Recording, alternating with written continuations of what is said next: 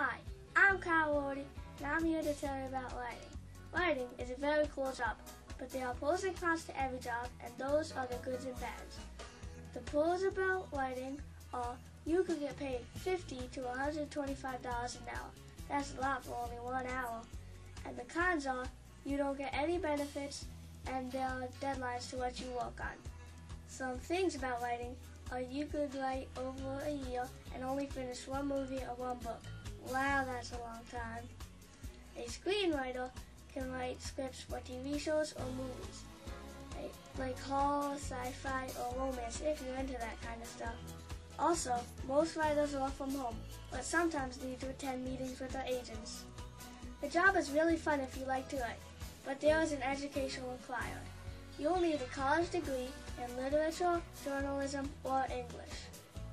If you are a novelist, you could get paid $1,000 to $1 million for every piece you write. If you are a corporate writer, you could get paid $50 to $125 an hour. That was a little information about writing.